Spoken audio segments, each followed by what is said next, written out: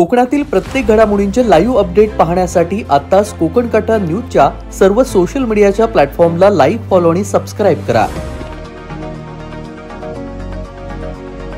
Headlines प्रायोजक by Vashishthi milk and milk products. गणेशोत्सवामध्ये हवा मोदकांचा गोडवा, पौष्टिक व चविष्ट, फक्त वाशिष्ठी मोदकच. आज देशभरात 79वा स्वातंत्र्य दिनाचा उत्साह. पंतप्रधान नरेंद्र मोदींच्या हस्ते ध्वजारोहण. पंतप्रधान मोदींनी लाल किल्ल्यावर 12व्यांदा तिरंगा फडकावला. ठिकठिकाणी कार्यक्रमांचं आयोजन. रत्नागिरीत 79वा स्वातंत्र्य दिनाचा उत्साह. मंत्री उदय सामंत यांच्या हस्ते ध्वजारोहण. जिल्ह्यामध्ये विविध कार्यक्रमांचं आयोजन.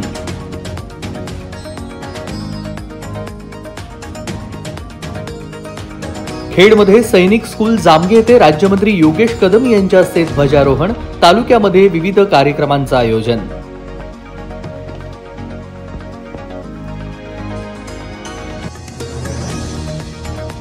सिंधुदुर्गात 79वा स्वातंत्र्य दिनाचा उत्साह. मंत्री नितेश राणे यांच्या हस्ते ध्वजारोहण.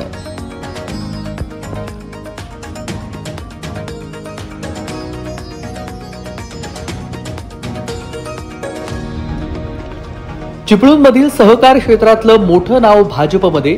शरद पवार गटाला मोठा धक्का. प्रशांत यादव 19 ऑगस्टला भाजपमध्ये प्रवेश करणार. मंत्री नितेश राणे यांची पत्रकार परिषद घेत माहिती. रत्नागिरी आणि कोल्हापूर जिल्ह्यांना जोडणाऱ्या संगमेश्वर आंबाघाट मार्गावर दरड कोसळली. वळणावर मलब्याचा ढीग. दरड कोसळल्यानं मार्गावरील वाहतूक विस्कळीत. दरड काढण्याचे आणि मार्ग मोकळा करण्याचे प्रयत्न सुरू. दापोलीत कष्ट विभागाची धडक कारवाई. 5,45,00,000 रुपयांची वेल माशाची उलटी जप्त. हर्णै गोवा किल्ल्याच्या प्रवेशद्वाराजवळील समुद्र किनाऱ्यावर कस्टम विभागाची कारवाई.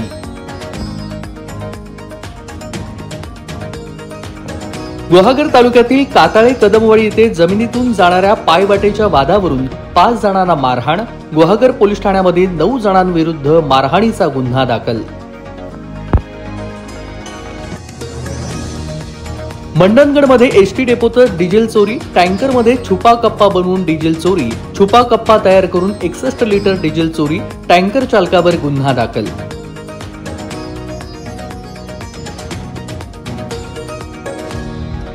चिखलगावमध्ये 79वा स्वातंत्र्य दिन उत्साहात साजरा. शाळेमध्ये विविध कार्यक्रमांचं सादरीकरण. ध्वजारोहण करून विद्यार्थ्यांचं विविध सांस्कृतिक आणि शारीरिक प्रात्यक्षिक. राज्यात पावसाचा जोर वाढणार. कोकण, मध्य महाराष्ट्र आणि मराठवाड्याला मुसळधार पावसाचा इशारा.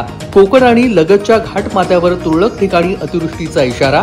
5 दिवस राज्यातील काही भागांमध्ये पावसाचा अंदाज. मासेमारी ठप्प. आणि दापोलीमध्ये विविध मागण्यांसाठी तहसीलदार कार्यालयासमोर नागरिकांचं आमरण उपोषण सुरू.